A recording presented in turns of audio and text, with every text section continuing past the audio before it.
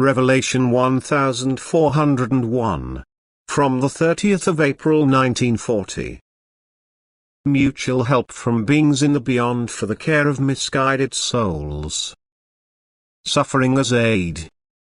Thus the spiritually perfect is incessantly working for the redemption of the imperfect, and love is always the motivating factor, because these beings' state of maturity also requires a sphere of activity, and this is what they are looking for on earth as well as in the beyond.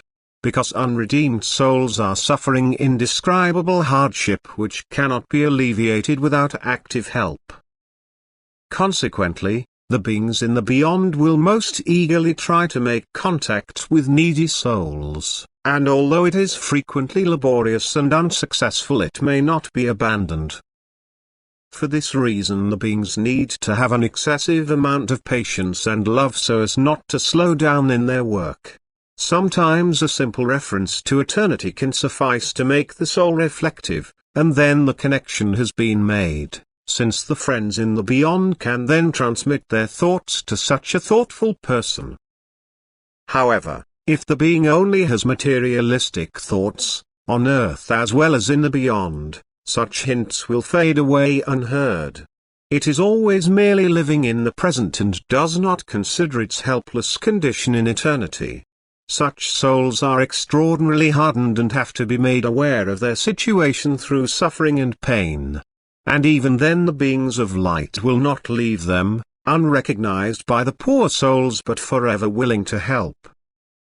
The beings on earth, too, are permanently surrounded by the bearers of light who would like to direct their train of thought towards the spiritual world. But their love is frequently rejected. Their help is turned down, and the human being remains in the same state, which will result in a pitiful fate for him in the beyond one day. In the knowledge of this impending hardship, the beings will not leave the people who are entrusted to them for as long as they live on earth. They are also frequently the cause of earthly hardship and suffering if they cannot find any other means to assist the soul. They are the cause of failures, ruined hopes and all kind of disappointments which are only ever meant to bring the futility of their earthly endeavors to their attention and to guide their thoughts into another direction.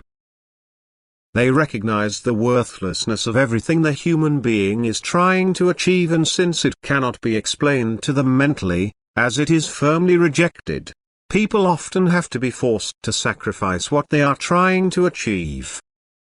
This task is not easy for the perfected beings because their emotion is love.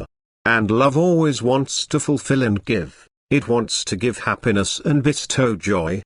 And now has to take away and cause pain to the people they love. But the suffering awaiting them one day will be far greater, and in order to avert this from their protégés they often interfere in earthly life destructively. The final release of such beings can only be achieved by suffering if love is not awakened in them by seeing the suffering of their fellow human beings. This can very quickly result in a change of mind. Their own suffering will not always lead to awareness, but having to witness the pain of their fellow human beings will make a person thoughtful and bring him closer to understanding. And then the danger for this soul will have passed, because the heart of a person who is able to love is not hardened and the influences of the beings in the beyond will not be unsuccessful. Hence people's suffering cannot be avoided as long as they haven't become conscious of the fact that they are living on earth in order to educate themselves for eternity. Only suffering will bring this thought close to them, and it is the only means of help available to those who are fighting for the souls. Amen.